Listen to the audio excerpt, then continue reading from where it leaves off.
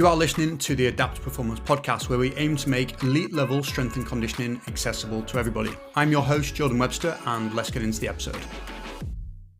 Yes, James, how are we doing, lad? You good? I'm not too bad, mate. I'm not too bad. What about yourself? I'm good. I've got a new coffee machine and I've been absolutely plastering it everywhere, and it's like my new go-to thing. I fucking love it. So I'm 3 coffees deep and I'm trying to wean myself off now because I want to train in a few hours, so I need to make sure I'm not crashing. So what will it be, another coffee before you train then? Is that your sort of go-to? 100%. It's one of those. I'm a little bit, what do you call them? Those little teenage goth lads, like a Kyle. I'm a Kyle, so I do enjoy like a Monster energy drink. I'm all for it. Yeah. Where it plays up my belly, it just repeats and that. So I think a coffee will be the go-to. Got a little upper body session with loads of like rehab stuff that I'm working through. So what have you been up to today, mate? What have you been doing? I'm at triathlon today, so I don't know if you can sort of see around me. I'm actually sat in our it's a bit of a quiet day at triathlon, so I'm sat in our doctor's office recording this. So just been in the gym with some of the triathletes I work with this morning. So coach them. A little bit of a quieter afternoon, so I thought, what better to do than hop on a podcast with yourself? Get dragged on, love it. So triathlon then? They're probably gearing towards Olympic Games stuff. Is this like qualification time, or are they all in at this point? No, all in. So it's a bit of a funny time actually. We're about a month out from the games, pretty much. It's about, I think, actually 5 weeks till opening ceremony now.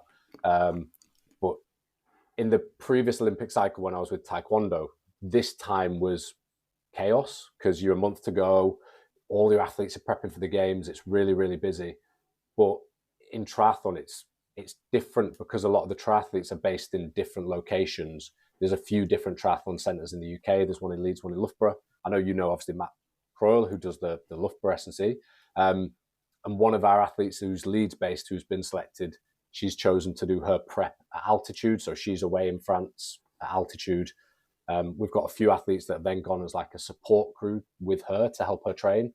So actually, we're kind of building into the busiest time and most important time of the year. And it's probably the quietest I've been in the gym all year because there's just all the other athletes are still, with it being an individual sport, they're going and doing their own races, and it's prime races, and so they're busy. So we've just got one lad in Leeds who's going to the Olympics, so I'm prepping at the minute, and that's pretty much it right now. Everyone else is in different parts of the world, either as a bit of a support crew job or doing their own thing, and they're off racing.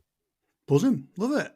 Mate, yeah. So one of the things I looked at earlier, which I thought was really interesting, it was 2 years ago when we did our first episode, which is mad. To me, that seems like it was a couple months ago. But it was literally June 2022. I said, it was funny, I was saying to my missus the other day, because I think it was 2 years ago I can't remember which way around it was, but I came on your podcast and then I went on Sweet Science of Fighting with James DeLacy. It was either I did them about a week, 2 weeks apart. And then literally I was on with James last week for part 2 with him. And then I'm on with you for part 2 this week. So it's funny, it's almost been like 2 year gap. Mm-hmm. And then back on both again in the space of a week. I think me and him we've been coordinating just to kind of derail your usual routine, just like throw some spanners in there just to mess you about. One of the things I want to do, mate, actually, because I think a lot changed in a 2-year time spans. I want to get a little bit of an update, like give people that are listening who you are. Hopefully they listen to the previous episode. If they haven't, it's number 8. But what's going on? What do you do? What kind of projects are you working on at the moment? Yeah, sure. So last time when I was on the podcast, I just stepped out of the professional sports sector, kind of working full-time in pro sport. I'd just left that sort of world and had gone private with a little bit of where I am right now, like pro sport being triathlon just a couple of days a week. That was kind of the situation, the landscape at that time. Right now, it's pretty similar. I'm just kind of 2 years, a little bit more deep into that private sector role. And as you know, the kind of private stuff can grow quite quickly. So it's kind of gone from about 2 years ago, I was working with a few MMA fighters from one specific gym, a couple of boxers, and now it's kind of at a point with my private work where I've got a decent number of kind of athletes that I work with one-to-one in and around Manchester, whether that be professional MMA fighters, professional boxers, a couple of Muay Thai fighters, and then also now probably the biggest change is quite a large cohort of online clients that I work with as well. Sick. Love it. And then mentorship. How's the mentorship going? So was that last week? Yeah, so yeah, that's a good point. So I think it was the back end of last year. I also started a mentorship, which was something that, I mean, I spoke to you quite a bit about it before I finally pulled the plug on it. Just getting kind of a bit of advice from. I mean, I know we're both people who have done mentorships ourselves, but I was just finding towards the back end of last year, in fact, no, probably from the start of last year. You know, whenever you just do those light-hearted Instagram Q&As, you want to develop a bit of a relationship with the guys and girls that follow you. And I was doing them, and there was just a gradual shift from probably 2 years ago when I first started doing them. It was just comments from athletes, you know, what's the best exercise for this? What supplement should I be taking? It was like all that normal stuff that you kind of get on a standard sort of Q&A. And then around the start of last year, it just started to shift a little bit and become, you know, what books would you suggest I read for this? Can you point me in the direction of any resources for this? What periodization model do you follow? You know, it started to gradually become more coaches asking the questions.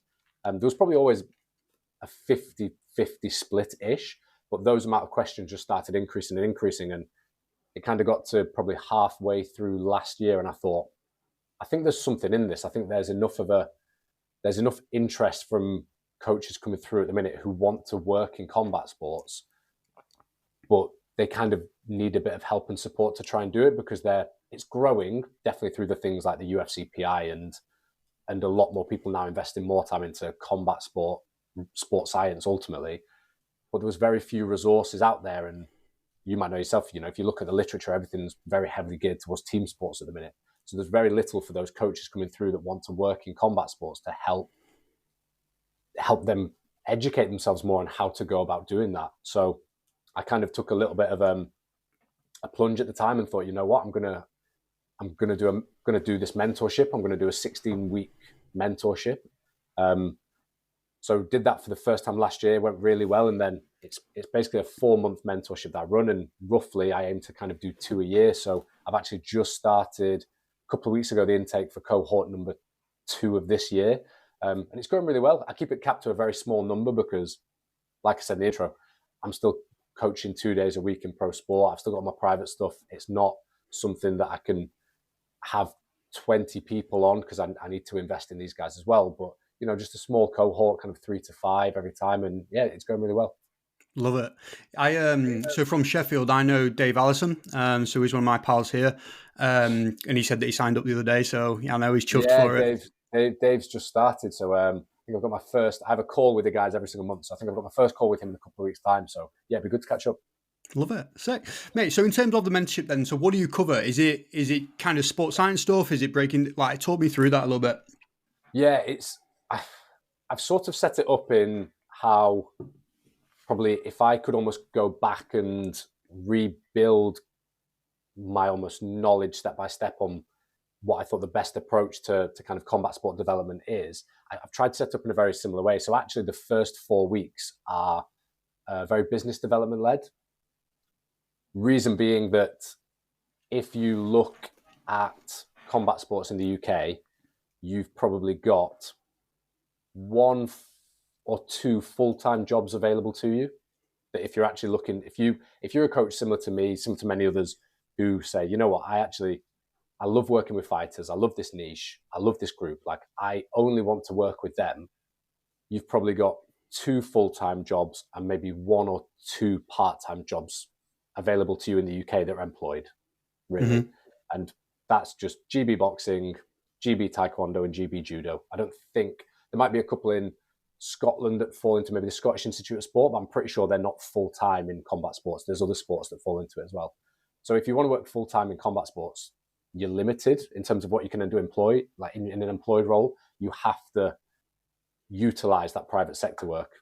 And also two of those, your GB taekwondo and your GB judos, I'm convinced are part-time roles. Well, in fact, I know they're part-time roles.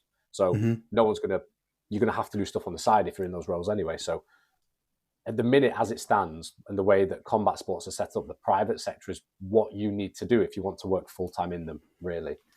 And that's hard, you know, setting up and just bringing in those athletes. And, you know, I'm very fortunate that I only work with people if they are involved in combat sports. I don't do any gen pop. I don't do any football. I don't do anything else. Like, that's my niche. And I'm very fortunate to be able to do that. And I think to be able to do that, there's a few principles around business, such as niche, such as marketing, such as sales to a degree as well, that you need to fundamentally not completely understand, but you need to have a grasp of. And I was very lucky when I transferred from Taekwondo into the private sector. There was kind of enough interest from a little bit I've already done with some key individuals in the area that, and kind of my previous work in GB Taekwondo and GB Boxing, that I didn't really need to do it. I got a bit lucky, to be honest, but I then took a step back and did a lot of mentorships in marketing and sales, a lot of reading into marketing and niche and all that, and kind of have now transferred that probably into the first part of the mentorship to try and help other coaches with that aspect, because I think it's something that, I mean, doesn't get covered on degrees because we do degrees in sports science. You don't need to know the business side, but probably for people who want to work in this niche, you do. So the first 4 weeks are all very business driven. After that, it then kind of gets broken down. There's 4 weeks where it sort of dives into programming and planning, periodization, kind of reverse engineering and understanding the demands of the sport. Then a few different weeks where we cover things just like maximal force development, developing hypertrophy, developing work capacity and endurance, power and rate of force development. So different workshops, different webinars that cover each of those topics individually, and kind of not just what the research might say, but how you might be able to apply that to combat sports and some of the nuances around that. And then some of the remaining weeks then go into covering things like energy system development. There's a couple on that, and then sprinkled in there, as you know yourself, having done one for me, thank you very much, is a few case studies from practitioners that work with some, what I view to be like high-level combat sport athletes within the UK system as well, just to try and provide a bit of something different to maybe my own approach as well. Like I wanted some differing views on there, and also I'm very aware in some of the webinars I did, they can be a bit literature heavy. So, a few case studies like yourself sprinkled in there to just give a real simple, not simple, that undersells it completely, but this is what I do. So yes, that's kind of a quick whistle-stop tour of how the mentorship looks. Love it. So if anybody's curious, go sign up. Absolutely do it. It'll pay for itself in that regards, because like you said, there's not many people that have full-time jobs out there. So I think the more you can develop your skills, and even just from a networking standpoint, if there's going to be fighters you can't work with, well, you're going to go through the top of your list of like, oh, who's good? I might send them there. It just works, like the networking side. 100%. So, mate, I want to go through some of the questions that we got fed from the Instagram Q&A and just kind of see where we end up. Like, we've got quite a few to get through, so we might not touch them all. But I think one of the ones that I'm really curious about your take on is, as somebody who has been around top-level guys, probably a few mid-level guys, and potentially even like some hobbyists as well, what do you feel like separates the top guys from everybody else in terms of combat sports? It's going to be a bit of a boring response, but it's just got to be consistency, really, but not just consistency of kind of training, but of all those other factors as well, like all your nutrition, your strength and conditioning, any rehab, prehab work that sits on top of that, your sleep.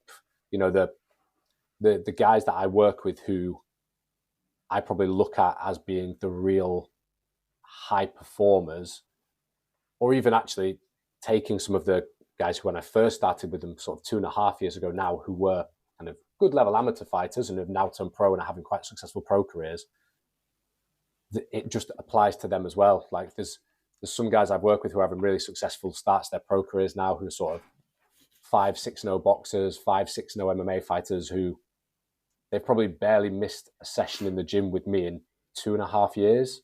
Like they don't go, I've got an 8-week camp, so I'm fully invested in this. And then as soon as that fight is done, I don't see them for 4-6 weeks. They come back 15 kilos heavier. Like that's not who these guys are. They're just, as soon as the fight's done, they'll have a week off. They'll have a few days where they might relax on their eating a little bit, but then they're back to it. And kind of my phone's ringing and they're asking me questions and they're asking me messages about, when should they get back on the creatine, or that's probably the big thing for me. And I think it's a bit of a waterfall principle as well. I think the guys who don't do that are the guys who struggle in my sort of experience anyway, throughout camp, with having to miss sessions here and there because they're carrying a little bit of niggles, or they pick up a little injury throughout camp. And that just seems to happen every single camp. You know, the guys who are actually train, have a few days off, have a week off, straight back in and train again, they do miss very few days of training. Like, they do seem to pick up very few niggles. If they'll pick up the odd serious injury that's unavoidable every now and again, but in terms of your week to week, I need to manage my training because of this, they have very, very few of them. And it's just simply, in my eyes, that their bodies have built up such a tolerance to the training that they're doing that it's no longer such a massive stress on their system. And because of that, they don't need quite as long to recover from it. They can get away with doing a bit more the next day. Whereas if you just have that 8 to 10 weeks invested, 3-4 weeks off, 8 to 10, your body's forever going to be in a big state of adaptation, essentially. It's almost always just trying to play catch up with itself. And that's when you're going to get some problems start to arise. I think that's really interesting. I kind of spot the same things in our guys, and the ones that really smash it. The one of the things that springs to mind is Sarah Broadhead, who you know from GB Taekwondo. She's written a book on mental health and well-being, and I was reading through that the other day actually again, and there was a big topic on obsession, you know, and I think that's a really, really interesting thing. Just obsession generally in combat sports versus being super dedicated, you know, obsession being that thing where it, you know, they push past injuries, maybe even cause a lot of issues, and it's probably a net negative in a lot of ways versus being super dedicated. We'll listen to somebody like yourself in terms of training load management, taking time off, etc., etc. And I thought about this question before I asked it to you, and I was like, well, how would I answer this one? I think consistency is definitely one of them, but I feel like the all in is kind of a mentality, to be honest with you. And they might not always have been all in, but it's just in the time frame that I've known them. And we have a lot of our guys actually that struggle to manage because they're still working as well. You know, combat sports is a really difficult thing. They're either still PTing, still holding pads, trying to make some money through sponsorships online, all that type of thing. But, you know, one of the things they really kind of struggle with is being able to prioritize, you know, the training side of things and living. I don't know if you kind of have much experience with your guys with that. Yeah, there's definitely a few. I think if we look at like most of, I'd say, the MMA fights and box I work with, they're probably quite a young cohort, although some of them have got, you know, really good professional careers going now. A lot of them are still quite young, and there's definitely positives of that. Few still live at home, save a bit on costs. But some of the older, maybe more seasoned pros that I work with to a degree, I think there's almost a little black spot in combat sports, which is really, really hard to navigate. I think you've got, depending on the age you get into them, you've got the earlier stages when you're probably not making that much money from them. So you do live at home, your bills aren't too big. And because of that, you can be really consistent because, to be honest, training is all you've really got to do. Like, you don't have to worry about your finances, etc. You've then got the far end of the spectrum where you're kind of making enough money from combat sports and sponsorship and stuff that you don't have to worry about. You know, training isn't all that you have to do, but money helps buy you freedom to spend more time training, essentially.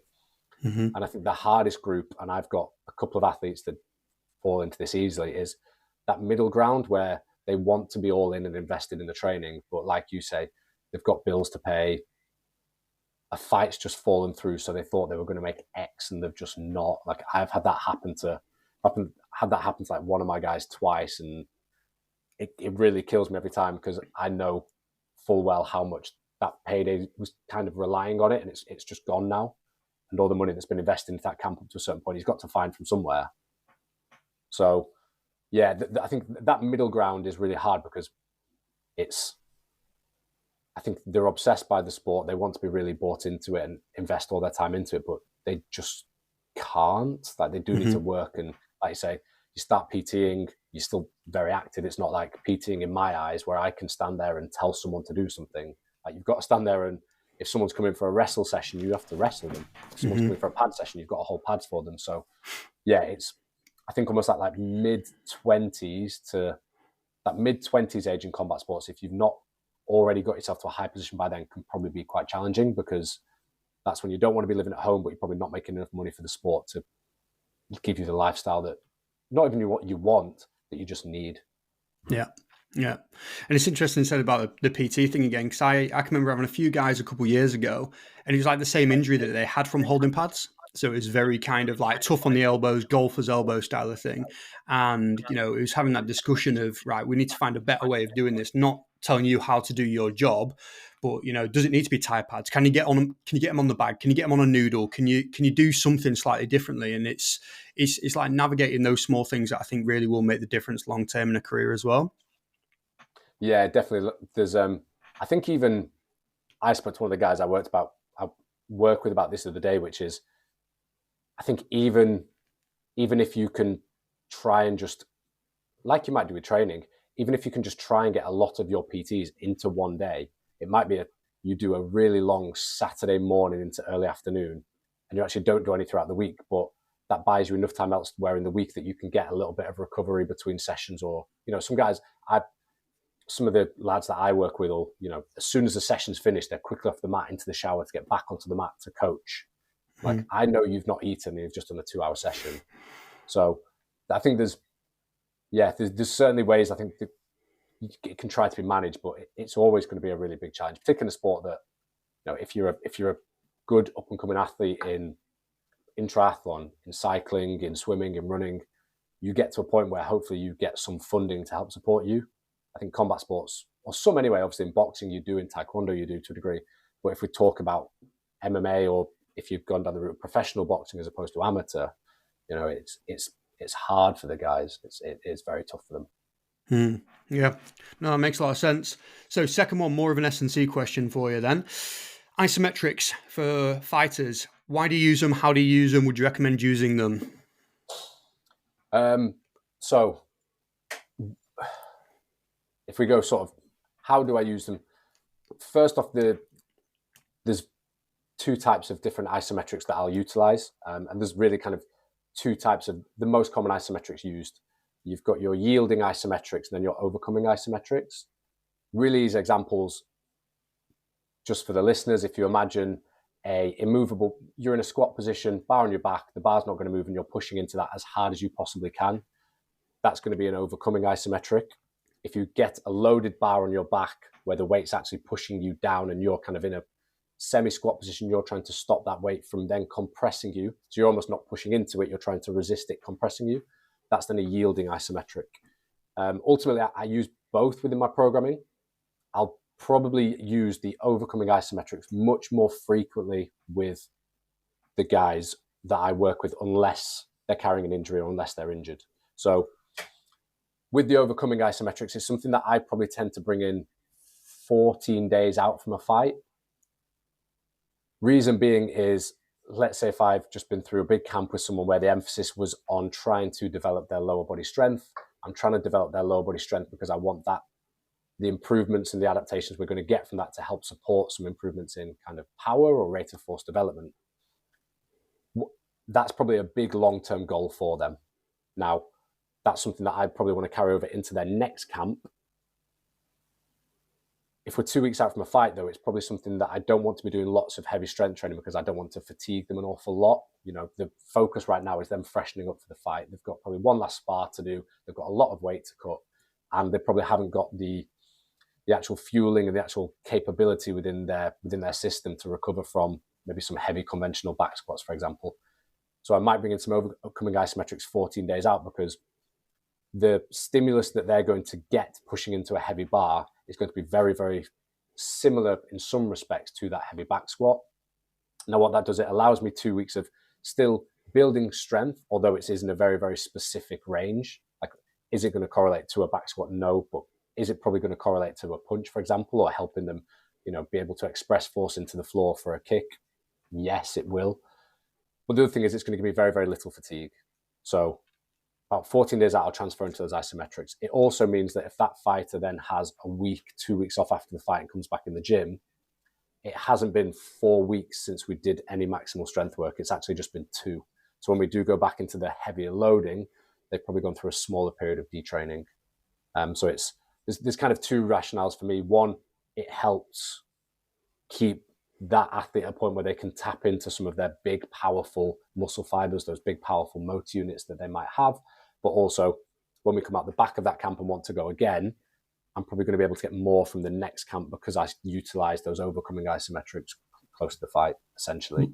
That's generally the way that I'll tend to use them. It normally looks something like an isometric squat or an isometric mid-thigh pull. An isometric bench, for example, I'll utilize as well. With one or two guys, an isometric calf raise I'll put in because I've got a little history around like calf injuries. With the yielding isometrics, where you're actually focusing on not allowing that external resistance to compress you, so where you're either holding a bar or a weight or something and you're almost trying to maintain position while it tries to stop you, that's generally something I'll only use if someone's carrying some sort of injury or some sort of niggle.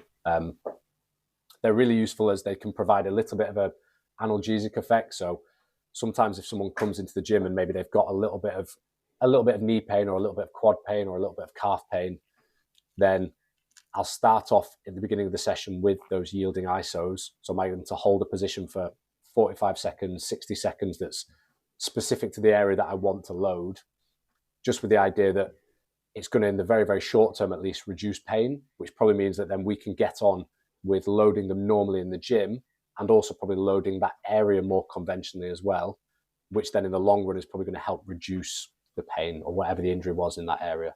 I'll use them a lot less frequently. The overcoming isometrics are definitely the one that predominates my programs a lot more. Love it. And with your overcoming then, so you said you use them as like a freshening up tool 2 weeks out to, keep the adaptations coming, freshen people up, just so they're in a good position on fight night. Do you tend to use those? I've kind of got it in my head of like a development program, then you've got like a performance style of thing. Do you use them year round as well? Or would you always kind of gravitate towards like a trap bar deadlift, a back squat, and then only transition over for the fight? Yeah, my preference, I'll very rarely have them in kind of all year round. It's probably something that I do just bring in as we get closer to the fight. I think if I was working with someone who had a very specific problem, what I mean by that is they were reporting to me that there was a very specific position in jiu-jitsu or a very specific position in wrestling or in one of their sessions that they were struggling with.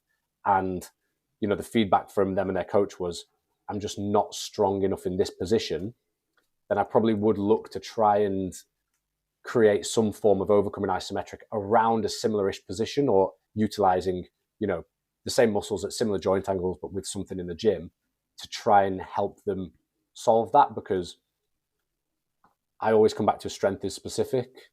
If we want to improve strength in a position, we need to train in a given position to a degree. Mm-hmm. So I'll try and create some form of isometric that's going to load them in similar-ish positions.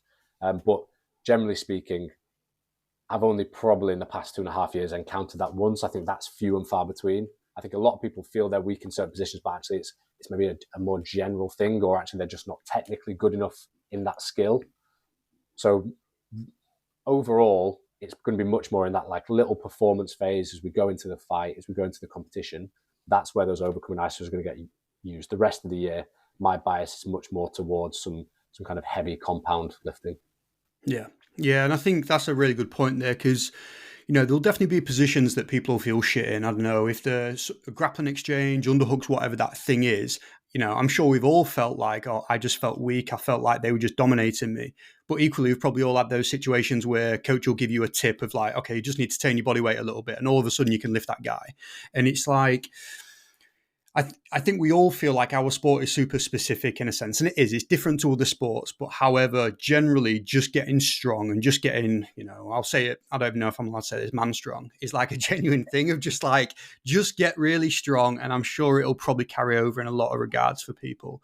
Yeah, that answers a lot of my questions there, mate. I think that's cool. With because I don't use a lot of the bench press ones, actually. I haven't really played with it as much. What joint angles do you go to? Do you go end range? Do you go super close to the chest, or is it kind of mid for you? It varies, and sometimes it varies just a little bit of logistics. So at one of the gyms that I work with, we have to go sort of 90 degree. In fact, it's probably ever so more than almost like 90 degree at the elbow, but not much. And that's purely because the next hooks up on the squat rack are too far. Like everyone's basically straight arm. So there we have to go 90 degree. Ideally, I'm probably almost looking for what I would describe as like mid-range in the lift. I'm trying to find that point where we are going to have the kind of most muscle units in contact muscle fibers in contact with each other, the position where, generally speaking, most people are going to be able to produce the most force, and I'm going to get them to perform them there. Because the way that I think about these isometrics is I use strength training as a tool to try and allow the athletes I work with to be able to get into the nitty gritty of it, like recruit more motor units and therefore recruit much more higher threshold motor units and therefore recruit more muscle fibers to produce force. Like that's why I'm utilizing that strength training. If I'm utilizing isometrics as a little bit of a stopgap, I again want this athlete to try and be able to recruit as many motor units as possible, as many high threshold motor units within that, and because of that, as many like of your higher force muscle fibers as possible. So I want to put them in the most biomechanically advantageous position I can to really try and ensure that happens. You know, if I put someone in a loose example, but almost like a real end range bench, as in like the bars sat on my chest, they will be able to push hard into the bar in that position, but actually the biomechanical disadvantage they've got in that position means that they may not be producing that much force and therefore actually probably not recruiting any of those real high threshold motor units. Whereas bring that up much more towards sort of like mid-range, they're going to be in a much better position to do so. So unless there's a very specific reason for me to change the range, such as logistics or maybe a previous injury or something, but highly unlikely, I'm kind of always looking for the position that's going to allow that either muscle or kind of that joint to produce the most force it can. And I'm going to get them to do it there. Love it, because I've definitely gone back and forth with this a few times when I was thinking about implementing them, because I wasn't sure what my philosophy was going to be around it. You know, on one side you've got exactly what you're saying there, motor unit and getting everything together versus, okay, well, where is the most force being produced in a punch? You know, is it like as soon as it leaves the shoulder and then just before it lands, kind of the double peak of like the relaxation thing? I'm like, is that the way to go, or do we kind of return back to, I guess, the first principle of like, what is the adaptation we're going for? And I'm still back and forth. And ultimately, I probably just need to fuck around with it and decide. Yeah, it's one of them where I think I recently did my own, and I was back and forth for a long time, and there'll probably still be a period where I bounce around again. But I recently did a mentorship myself with a guy called Chris Beardsley. Mm-hmm. And it's like a 10-week, for anyone who doesn't know Chris Beardsley, is like a physiology, I don't know, Yoda type guy. Wizard. Like, Yeah, I don't know how he just memorizes as much as he does and can recall it, but there was a few specific to me challenges and problems that I was kind of struggling to get my head around with to what approach I wanted to take. And I did the mentorship with him, and my bias right now has just hugely come back to like, what is the adaptation that I'm trying to create? Because I think there's every exercise we do or every movement we do has a huge coordinative element to it. Like any time that we expose someone to any exercise, probably the first few times we expose them to that, actually, we're not going to get much adaptation from it. They're just going to get better at learning how to perform the exercise. And there was just a few conversations from him that when I sat down and went through them and re-listened to some of the webinars afterwards, I was like, performing them in these specific positions, I think is great, because in a way, we're, like you say, we're generating force in these really specific positions. And, you know, that initial phase of a punch, if the double peak's kind of probably coming from back here. So do we actually look to do some isometrics in this position? I was like, well, by doing isometrics in that position, we're probably not getting the adaptations we want, because they're not generating as much force as they possibly can. So they're probably not tapping into these higher threshold motor units, which if that's the case, I'm not making a physiological change. I'm probably making a change specific to this position, but because it's so position specific, I'm kind of relying them to come back to this position every single time to get the benefits of this intervention I've done. And I think if I'm a 100-meter sprinter or if I'm a rower, I'm probably going to be hitting very consistent shapes every time I'm in my sport. It's quite cyclic by nature. If I'm a cyclist, it's the same. I'm going to be hitting consistent shapes every single time. Whereas if I'm a boxer or if I'm an MMA fighter, my own, and this might change in 6 months, if I'm back on 6 months, I might say different, but my own current thought process is what I do is so reliant on that person in front of me. Like every little thing I throw could be slightly different to the last time I did it and the time before that, because they're in a different body position to the last person I sparred or to who I drilled this with. And I think for me, because of that, particularly in combat sports, if we try to go a little bit too specific, I think we actually get to a point where we will get guys stronger and more powerful in these very specific positions, but actually what's the likelihood of them being able to repeat those positions in the actual arena that matters?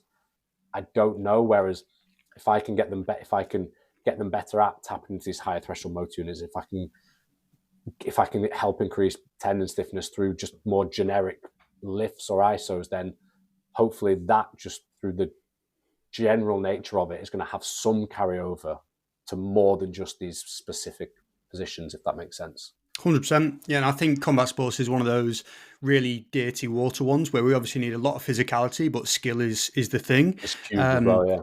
And I can remember Jeffrey Chew was going off on one of his Q&As a while ago, and he was like, we're all focusing on this backhand as if the backhand is the only punch you're allowed to throw in any combat sport. What about a hook? What about an uppercut? Yeah. And I was like, you know what? Fair. And I thought it was just like such a it's right in front of your face type situation. And yeah, he's obviously sick, and he lives, eats, sleeps and breathes it. So, I'm not surprised he kind of come out with that. Love it. Cool. Next one then. Why are Zerchers specific for fighters? I'm going to start off and lead with that and be like, they're probably not specific for fighters. I would categorize a specific exercise as something that your coach does with you. So if we look at the spectrum of almost like general to specific as a very, very broad kind of thing, but specific is probably going to be anything that you do within your sport that's going to help a specific skill and help you probably learn a specific skill better. Anything we do in the weight room, I think, is much closer down to this bottom end than probably a lot of coaches want to believe it is. I think a lot of what we do in the weight room is very, very general. I know the thing with Zerchers that some people will discuss and talk about is, through having the load sat on the front of my arms, if it's similar it's a similar position for if I was going for a takedown, or if someone was to go for a takedown on me and I'm trying to hold them up, I'm trying to support them here. So therefore having the weight sat on my arms and, doing a squat, it gets me stronger against people shooting on me going for takedowns. But again, if we come back to that, my very last point that we were sort of chatting in that conversation before, it's like, it will, but only in that very, very specific Zercher position here. You only hold a bar here. If you actually extend your arms a little bit more than that, it's probably not going to give you an awful lot of benefit, because now you're in a position a bit more extended than where you've actually developed that strength and where you've trained. So Zerchers are kind of something I use. I think it's really useful to help teach the squat. I think it's a really good exercise to pull a bit of maybe intensity out of a training block if you want to keep loading someone's lower body a little bit. But I don't know, that there's just been through a big training block where there's been a lot of intensity through knees, hips, ankles. You might want to give them a little lower period to recover. I do use Zercher squats, but not because they're specific to combat sports at all, because they're giving me some of the adaptations that I'm looking for within that athlete. I think if you're looking for an exercise that's specific to combat sports that's going to help you with your takedowns or help you, against anyone trying to wrestle you, shoot and take you down, then actually you just need to go and drill those specific skills. Do them with some bigger, heavier opponents who are going to put a bit more weight on you and get strong that way. Zerchers are a good general exercise, but yeah, I wouldn't say they're specific to combat sports. Love it. I think one of my favorite things about Zerchers themselves is the ability for the athlete to actually think about a rib cage and a hip stack. That's it. I think if you're really tight through the shoulders, a lot of, people that throw punches consistently are, getting a bar on your back for a back squat can be troublesome. Sometimes, not always. And same thing with front squat. So I think that Zercher position is just a really nice, essentially like a heavy goblet squat in a lot of ways. Is the way I kind of think about that. 100%. I'm with you on that. I'll use Zerchers quite a lot as almost a tool to just, because I'll use things like a back squat, a box squat quite heavily in some of my programs. And we know that the better someone can perform a skill, the more we're going to be able to load it a little bit in the future as well, because the better they are at executing that motor program. So I'll quite heavily use Zerchers a lot in almost like an off-season phase, just as a way to get guys to learn to squat a bit better as well. Like you said it yourself there, a goblet squat is probably one of the best exercises you can give someone to improve kind of squat technique a little bit. But there's only so far you can go with holding the weight here. So I'll switch to Zerchers for a while because I can still gradually increase the load and I can still get pretty heavy. I probably don't think it's giving me the same strength adaptations in my lower limbs that a heavy back squat or box squat would, but it's a perfect way to get these guys to perform probably higher repetition squats whereby they are therefore learning the exercise a little bit better and still get me some benefit from it than just doing goblet squats, for example. 100%. One of the, I guess the common pushbacks I've had from people when I've included them in the past is like elbow pain. Okay, it just hurts being sat like in that elbow crook. Are you okay with people using like hip thrust pads? Is that something you're fine with?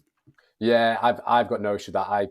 I kind of, it's the whole, for me, it's almost like the wrist straps and RDL thing. I'm like, if your forearms aren't strong enough to hold the bar to the point where you're not getting enough load through your hamstrings in an RDL, like put some wrist straps on. Like just take a bit of that load off your forearms so you can load your hammies properly. And I'm the same with the Zercher. I'm like, you know what? If it just hurts having a bar sat there, put a pad on so you can load it properly at least. Like don't sweat the small stuff. Yeah. And this is, I guess we've probably come from similar roots with this. I can remember having a conversation with Mark Campbell at the IS and with all the boxers, you know, and you've literally got some of the hardest individuals in England, you know, and I can remember one of them was complaining about back squat, you know, just having the bar on his back, didn't like it, just felt horrible on his neck. And Mark was like, just wear a hip thrust pad. And we actually had a weight placement student or like an intern for that day come in and ask Mark, oh, are you okay with that? Because it changes like position and that type of thing. And he was like, I literally don't care in any way. Just get them to be able to load it effectively. Like if the position on their back is the issue, just get them to use a pad. And that was really interesting for me actually, is like probably the smartest individual I've ever met in my life was really kind of challenging some of the views that I had as somebody who was a little bit more of a gym bro, power lifter. You know, back then you can't wear lifting gloves. What do you mean? You know, and that's kind of, but to have somebody who had such expertise and ultimately asked me the question of like, why not? You know, and gave me like the 5 whys, you know, why? You'd answer it gives you another why. And it's like, there's sometimes, you know, I would push for you to not have that, you know, the hip thrust pad on your back because it might change neck position. It might be a little bit more off balance. But I think half the time that is just one of those situations where us as S&C coaches have kind of fallen into a little bit of a way, but don't really understand like how to deviate from it when you need to. Yeah, massively. And I think it's a really good point, Ray, because I think if most S&C coaches, if you ask them about their background and probably why they're interested in S&C and why this was a career for us, we love sports and we love to train, really. Those are probably the two key reasons. And because we love to train, we've probably all read Muscle and Fitness. We all read all the bodybuilding.com forums. We went through all that. So you grow up and come through that thing of you can't wear gloves in the gym. You can't have a pad on your back when you squat. Like you just, there are these biases that you just pick up straight away and then we carry them through into the industry. But it's, like you said, it doesn't matter. Do whatever you need to do to load that exercise effectively. It's really interesting, actually. When I was at GB Taekwondo, one of the athletes I was doing an isometric squat with him at the time. And he was complaining, he was big boy. He was complaining that he was getting a bit of uncomfort with like the bar on his back, pushing into the bar. I'm not surprised probably with the amount of force he was putting through it. But he said, he was like, can I put a pad on the bar? You know, can I put one of, we didn't have any hip thrust pads at the time, but we had like the foam, you know, almost like the Airex pads. Yeah. Blue ones. He was like, can I hook that under the bar and push into it? And it was both me and another S&C coach in the room at the time. And we both sort of went, no, mate, you know, you'll lose that pad when you push into it really hard. You'll lose some of the force in that pad and we won't get an accurate representation of how strong you actually are. So just suck it up and just do it. Anyway, I came to triathlon, obviously, a couple of years later. And first time I started doing some testing with these guys, I was like, right, I want to start ISO squatting. You know, vertical force production is really important in triathlon, really important in running. I want to get a measure of where you're at. So I got them all to do some ISO squats. Every single one in the room, like, I can't do this, my neck's, because there's nothing on them. There's nothing on these guys. They were like, can we use a pad? I was like, but their scores were pretty low. I was like, you know what, let's just try it. And this whole thing of like force gets lost in the pad is complete nonsense. Like the scores these guys put out with a bit of comfort just so they weren't hurting their neck, is there's no force loss. The force has to go somewhere. When you think about it, the force has to go somewhere. And it just made me think back to that time at Taekwondo, and I was like, I really should have let him use a pad, because imagine what, probably actually the data that I got at that time probably wasn't an actual reflection of what he could do. It was a pain limiter. Yeah. That was what it was. He just pushed as much as he could tolerate the pain. So I didn't get a score of what I wanted to get that I then used to inform his gym program. I just got a measure of how much pain he could tolerate. And then, so yeah, I think if we start to step away from a lot of these biases and stuff, I think it only benefits the athletes more. 100%. And I think it's interesting how we're okay with somebody using a hip thrust pad for hip thrusts, but we can't have that same mentality for anything else. It doesn't make sense. Yeah, fair, cool. I'm really happy with that one. So why is Zerchers specific? They're not really, but they're a good exercise to use. They're still a great exercise, but they're not specific. Yeah, sick. Cool. Next one then. Do you treat grapplers different to strikers? And if so, how? Yes, I do. The biggest difference for me comes down to probably the ratio of what type of exercises we have in the program. Ultimately, I'll generally, and this is a very sweeping generalization over my rough programming kind of philosophy, but grappling-based athletes, and this also applies to probably MMA fighters who are much more grappling or ground-based, as opposed to MMA guys whose style is hopefully to stand and strike. Guys who are much more striking predominant, or boxers that I work with who don't really have a grappling element, I'll tend to include much more, I suppose what you might generalize as almost like speed and power exercise in the program. I refer to them as like rate of force development, but a greater percentage of rate of force development exercises, and then probably a smaller percentage of like maximal force exercises, so strength-based exercises. Whereas with grapplers, it will probably be vice versa.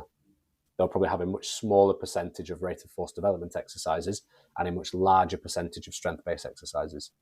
That's probably one of the biggest things I'll do. The other biggest thing is, generally speaking, with anyone who's a pure striking-based athlete, I'll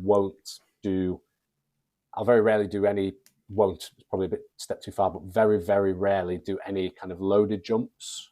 I won't really do any sort of like barbell jumps, dumbbell jumps, hex bar jumps, Olympic lifting derivatives, anything like that. Any kind of what we might class as like a loaded power exercise.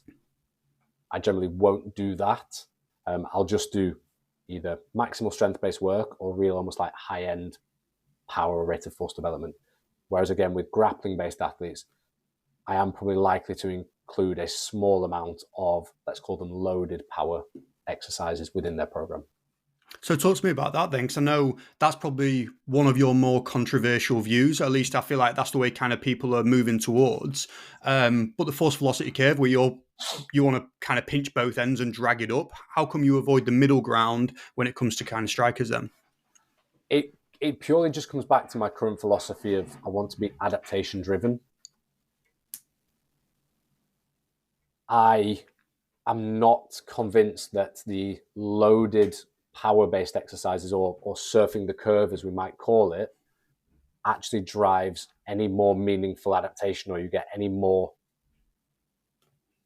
from doing that than you would do just your heavy strength training or your higher end kind of velocity-based work.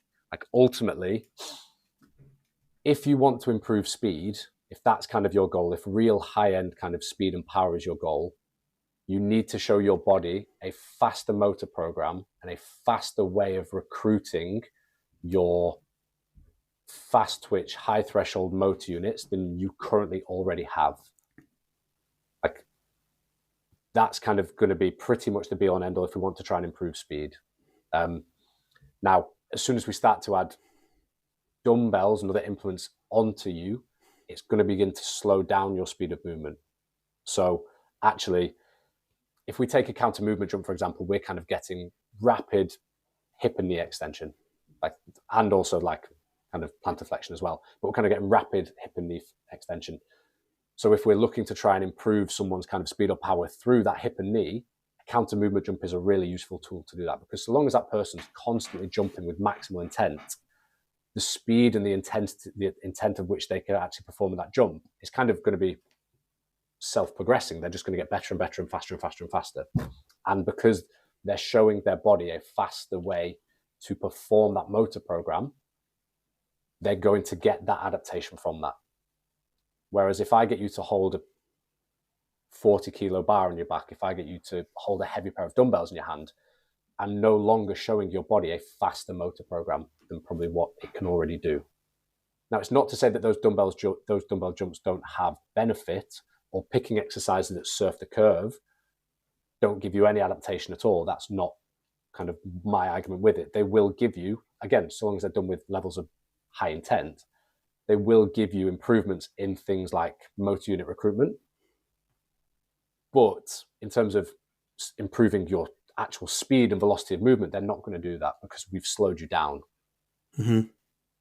Whereas if we're looking for just improvements in motor unit recruitment, if I give you a heavy three rep back squat, that is going to give me increases in motor unit recruitment, again, through sort of knee and hip extension. But within that, I'm also going to get things like increased tendon stiffness. I might even get some increased hypertrophy with that, which might be a bit of a positive.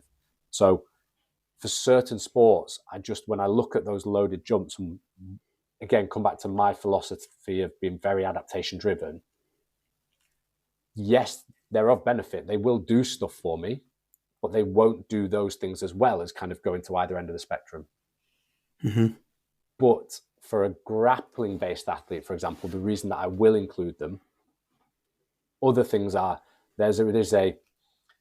with every exercise, there's a slight coordinative effect. By doing an exercise, I just get better at performing that exercise to a degree. And I think with any grappling-based athlete, although the adaptation I get is probably going to be just increases in motor unit recruitment, part of what they're going to do is actually trying to move around a external resistance at a high velocity. You know, if you're competing in jiu-jitsu and you're going for a throw, you suddenly need to go from nothing to a real high maximal effort, produce a lot of force quite quickly, but you have a movable object to do it with.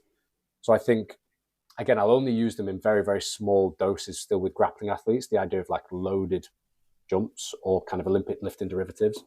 But I use it with them because I think there is an area of the fact they need to overcome an external resistance at a velocity to perform well in their sport. But for striking-based athletes, they don't really have that. There isn't that to it. And again, coming back to what's the adaptation I'm trying to get, I don't think it gives me anything. So I've put up a few posts about it before and a few stories on Instagram. It's definitely the ones that have probably got the most comments and the most responses, but I don't really buy into the force velocity curve. I think it's a really nice way for us to picture stuff in the gym. And I think it is still worthwhile maybe doing a force velocity profile on someone in the gym, but only so that when I give them a certain method of training, I can check that I'm changing the curve where I want to, essentially. So if I plot a force velocity curve with someone and then do a boatload of just, counter movement jumps, depth jumps, broad jumps, where I'm focusing on trying to increase velocity of movement, I should start to see a bit of a shift at this top end here. Whereas if I'm doing a block of kind of maximal strength work, I should hope to kind of shift this bottom end here. And in doing so, I'll kind of shift the whole curve anyway. But I don't put a lot of weight myself on kind of training within that. I don't really buy into speed, strength, speed, to be honest. It's not something that I buy into. I think that's really interesting, mate. And I think obviously the science that you went into there, sick. But the other side that I really like hearing about is, your reference to my philosophy, and this is where I'm currently at, and it might change in 6 months, and there's no right way to do S&C, but we're definitely getting better at kind of underpinning certain mechanisms and adaptations, and ultimately coming back to those as like, this is our recipe guide. Okay, that's what we want to go for if we're going for a pure adaptation. Sometimes you might not be able to get it because of, they want a pad on the back or whatever that thing is. But I think, I really like that. And I think there's a lot of, trying to think of the word, humility, but expertise within that kind of answer. It's appreciating the context and like, these are just some of the questions that I'm asking. Why, It's, it's one of the things that not change, it won't change my philosophy a little bit as well, but I had a really interesting conversation with one of the boxers I worked with probably about 6 weeks ago, where because he's a boxer, I don't do any loaded jumps with him. That's kind of my philosophy. But he turned around in the gym and was just like, James, when are we going to stop doing counter movement jumps? Like, I'm bored. And I was like, well, that's a curveball I didn't expect. Hmm. Because I put quite a lot of weight on this, and that we're going to track it every week. We're going to measure it. It's a really good indicator of fatigue levels and stuff for me. And I'm getting this improvement in velocity and from you. Perfect text. But he turned around and was like, I'm bored. Like that then is something that for me, I'm not going to not act on that, because probably rightly so. So it has got me thinking at other times of, maybe there are times within the year, within maybe post fight, within much more kind of like general phase blocks where actually, yeah, maybe maybe some loaded jumps aren't the most optimal, but it's just a little bit of a novelty for 3 weeks, that when we come back into the actual stuff that I think is really going to move the needle, he's not bored. Because if he's bored, he's not going to give me max intensity jumps, and then everything that I've literally just said to you there becomes a moot point. Yeah, 100%. And it's having that pragmatic side of coaching, the real world side of like, how can you get people bought in? And I think it's a really slippery slope sometimes, isn't it? Because it's like you've got an idea of what's going to make them better as an athlete, but you want them to be interested, but you also need to have a backbone and pull that back sometimes, and you can almost see it on Instagram, when people they look like they've gone too far down that route of just getting an athlete to buy into it and using stuff like this is going to help your clinch, etc., or whatever. And I think, yeah, holding true to what you think is going to be most important, I think, is a really powerful thing there that I've definitely lapsed on in the past, of thinking, as long as they're doing something. And it's like, you constantly have this crisis of conscience where you have to kind of work through that. Yeah, of course. And like I say, ask me in 6 months' time again, it might be completely different. I think that's a great thing about coaching. You can always evolve your philosophy. You never have to be wedded to one way. It just so happens right now at this moment in time, that's kind of where I sit with it, really. So where do you fall with the adaptation-led, principles that you have then with overspeed or less than body weight? Where does that sit for you? So it's something that I buy into. Like, I do think the overspeed stuff, I do think there's real value in it, because again, if I just kind of come back to my first principles of adaptation, which is to try and improve speed, I need to show you a motor program that is faster than what you are already doing. I need to show your body a faster way to do it. Like, in theory, the overspeed stuff should be dynamite for that, because it's like the sprinting on a very, very slight downhill gradient. You're actually learning to perform a skill at a faster velocity. You're teaching your body that motor program. Now, I think this is the real nuance with combat sports. I think the best way to do it is that example. You take a sport-specific skill and you try to add an element of overspeed to it, because we want the specific adaptations to the imposed demands. I think I've stemmed away from them for a little while. I would use things like kind of overspeed hops and overspeed jumps in the gym.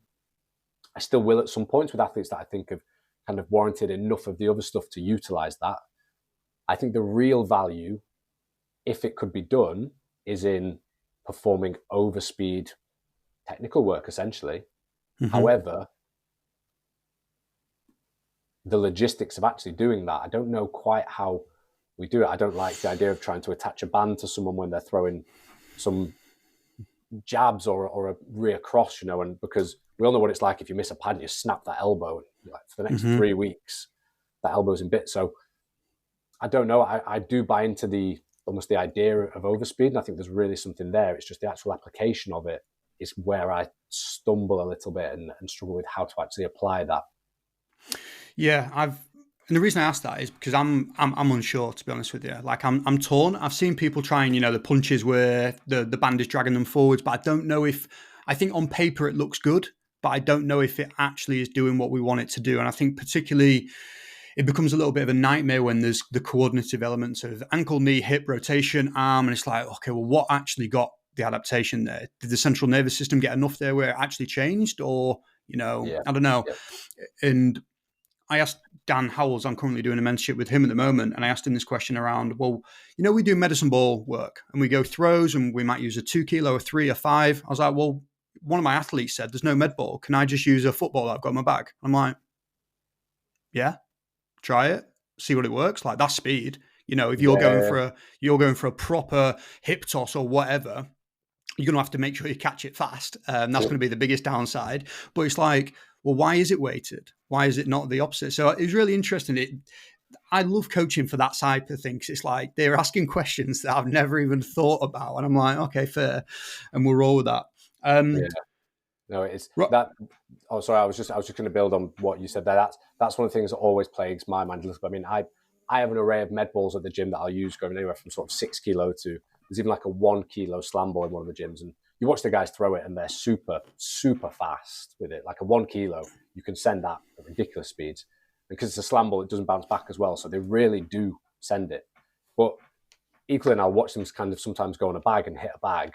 I'm like, I'm still not convinced that I've got you moving faster than what you're hitting that bag with. Yeah. So am I doing anything other than maybe giving you some load that actually you don't need? I'm not sure. But yeah, that's the great thing about coaching. Like, we'll never really potentially know. There's always nuances to it, and we've just got to do kind of what almost that is our best guess as coaches with the information we have to try and make that decision. And yeah, it's the best bit about coaching. It's tricky, and I went down a rabbit hole a while ago of trying to get my watt bike score up. So I was trying. I was going like, okay, fucking ball ache. But I watched a presentation from a guy who was involved in track sprinting at, I think it was like the Australian Institute, something like that. And he said, we do our strength work in the gym. That is our strength work. And then we do bike work. That is our speed work. There's nothing in between. We don't fuck with it because you're never going to get the same rate of contraction and speed and cyclic motions as you do on a bike, because you might hit 180 RPM. If you break that down, it's like, I don't know, 0.15, concentrically. It's like, you're never going to get anything close to that in the gym. So it's like, well, what are you doing? If you're not making them faster, you're probably making them slower through fatigue. It's like, well, actually just keep it separate. And I've tried the bag work stuff as well of like, well, let's actually use that as our power. If you've got access to a bag in a gym, pre-strength work, can we just use that? Can we just go down that route? But anyway, I think we're going to spin our wheels with this. I've got one final question for you, mate. Yeah, sure. What is the one thing or the first thing you would want a combat sports athlete to know when they're about to work with you? So if you could just like change somebody's life with one task, one piece of advice, what would it be, do you think? What is the one thing I would want any combat sport athlete to know? It sounds probably a bit of a straightforward one, but your sport is the priority. Like, I think there's probably a few, because I've had some of this type of athlete come and work with me, and I think a few people will sometimes do 4 or 5 runs a week because they feel that it makes up for maybe missing some of the sport training. You know what I mean? If they might not like the idea of doing 2 MMA sessions 3 days a week, they might just want to do one kind of each morning. So they'll do a run every day of the week because it's like, I run 5 days a week, so that makes up for it. Or, well, actually, I'm in the gym 3 times a week, so I don't need to do that extra jiu-jitsu session. I don't need to do that extra pad session. Like, I'm always big, and I always say this to anyone that I work with, which probably does me a financial disservice at times. I'm like, before you sit down and come to me with, you want to do 2 strength sessions and 2 conditioning sessions a week, like, we need to get, particularly in MMA, but this applies to boxing, it applies to any sport, we need to find a way to get you doing as much technical training as possible before we start to sprinkle these other bits in, because that is what is going to be kind of probably the differentiator for your success. And everyone's different. Some people can tolerate 2-3 sessions a day, 5-6 days a week. Now, I don't feel they should do that, but some people can tolerate it, and that might not be a bad thing initially if they're really young and they're just trying to learn the sport. If you've never done jiu-jitsu before, what's the best way that you're going to get good at doing jiu-jitsu? It's not go to one jiu-jitsu session 3 evenings a week and go to the gym 5 days a week. It's, if you can do it, go to jiu-jitsu for 3 hours a night, 5 days a week, and you're going to progress insanely quick. So I think, it's always do as much as your sport as you possibly can, and then start to look at where you can fit all these other little bits in, because a good coach will help you with fitting some strength work, some conditioning into that schedule. They'll help you with that schedule, move things around so you can do it a little bit more effectively. But a good strength coach or a good physio or anyone can't really help fast track your progression in the sport if you're only going 3 times a week, or if you're only going 1 session a day, 4 days a week. So yeah, do as much of your sport training as you possibly can, and then look to the extras, not kind of look to the extras as giving you something that you think you can get away from your sport training. It's tricky, isn't it? Because I think essentially strength and conditioning is overrated for some people, you know, and it's like, it's the tricky bit. I put out a program, like a free program for combat sports, like 2 days ago. And I've had about 3 people already say, oh, I just thought there'd be more. And I'm like, why do you think there'd be more? Like, it's 2 sessions a week, you know, and that's what I think a majority of the people need. And it's really interesting because I think, and we've probably all fed into it in some way of like, okay, this is going to increase your punch power, this is going to increase conditioning. Like, we all do those posts, and before you know it, you know, we're probably not speaking about you should go to training more. But we're only speaking about the stuff that we like that gets attention, but also is actually impactful. And it's this back and forth all the time that we have to tread that line with. But I agree with that. I think sport is the priority, and that's one of the things you need to be building things around.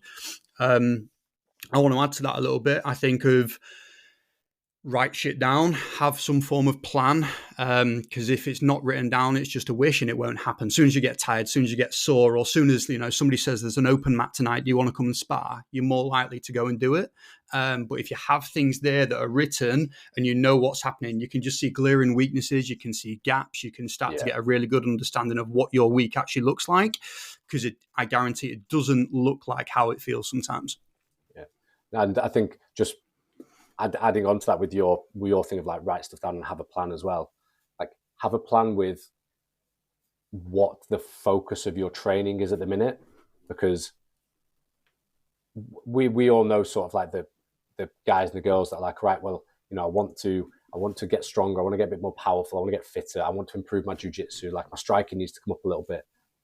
And it's like, to be brutally honest with you, if you want to improve all those 5 things at once, you're going to be spinning your wheels. Like, you need to, at a very, very low level, or at a low level, not a very low level, but at a low level, you can probably get away with going to the gym and doing some strength work and improving your strength while simultaneously improving your wrestling. And because a lot of it is skill development.